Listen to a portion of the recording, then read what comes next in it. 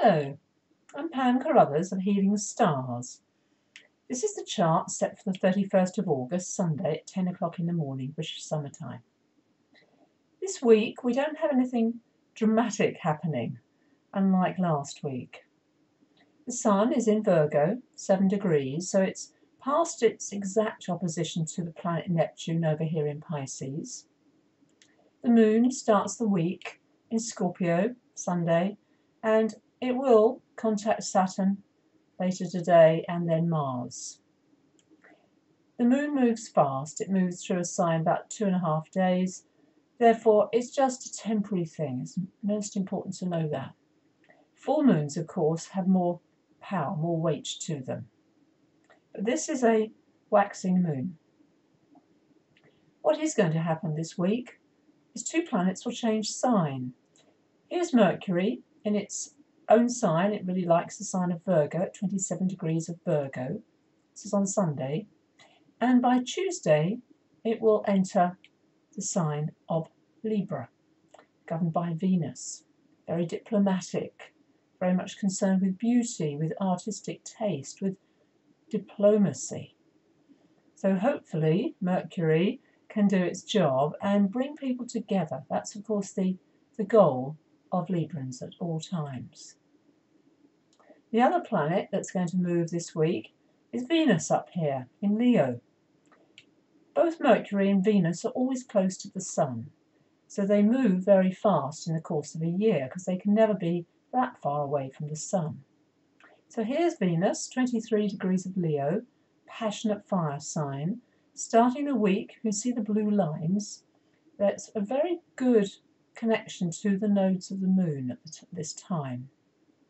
But as she moves, she will then move into Virgo, and that's on Friday at 18:06. Venus isn't meant to do well in Virgo. However, I believe that Venus in Virgo is very connected to the goddess, to the harvest time. And she will, of course, be in the same sign then as the Sun. Venus is going to start to get closer and closer back towards the Sun. This week we have the Moon will go into Capricorn, and then it will go into Aquarius, and by next week it will be in Pisces. The other major thing that's happening this week is on Friday, so first of all Thursday, let's get order. On Wednesday the 3rd, the Sun here in Virgo will make a very strong trine to Pluto in Capricorn. You can see that blue line will get really tight by Wednesday.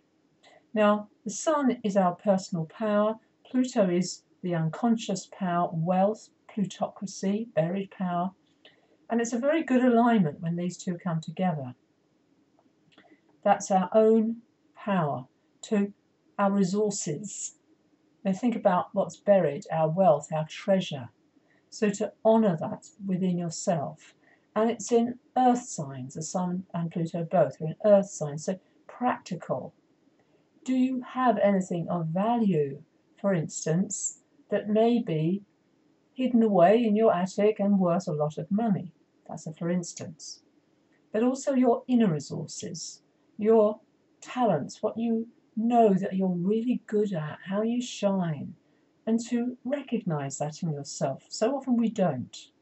So that's a very, very auspicious day on Wednesday, and that day also the Moon will also be in Capricorn. Very realistic, very practical. Not much is going on the 4th. You can kind of sail through the 4th reasonably well. Friday we get Jupiter. Jupiter, you can see up here in Leo, that's a fire sign. There's this dotted green line going down to Pluto down here in Capricorn. It's forming what is known as an inconjunct. That's a tension. Fire and earth don't mix well. You can think about it. Earth puts out fire, doesn't it? So the natural enthusiasm and buoyancy and faith of Jupiter in the sign of Leo, the sign of the Sun, extremely powerful, very, very positive energy, is somehow being pulled down by this Pluto, this harder energy, more difficult energy. it does create a tension. Now, it's interesting, we've had the Sun trining Pluto, and now we get Jupiter making this awkward aspect. The more further away from the Sun a planet, the stronger its influence.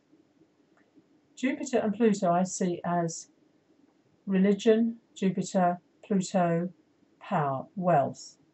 Those two things are, of course, the tension that's going on in the Middle East at the moment. On a personal level, it's about you letting go of any power struggle that you may be having or any belief system that's causing you difficulties. It's about releasing and letting go. That's the energy of an inconjunct. Nothing much is going on the 6th, that's Saturday, except for Mercury, and this is Mercury in Libra now, it should be in Libra, in conjunct Neptune in Pisces. So there's two of these awkward aspects going on. They don't last too long, especially with Mercury, that's quite fast moving. But Neptune is illusion and fantasy when it's in its negative. Mercury, the messenger. So I would advise not to buy anything like a mobile phone, for instance, next Saturday. You might just get caught in something that's so wonderful, but you might feel let down and disappointed afterwards. That's as I said, the negative side of Mercury. Especially anything mercurial, anything to do with communication. On the 7th, again, no major aspects. So it's a fairly easy week, unlike the dramas that we've been experiencing. So enjoy.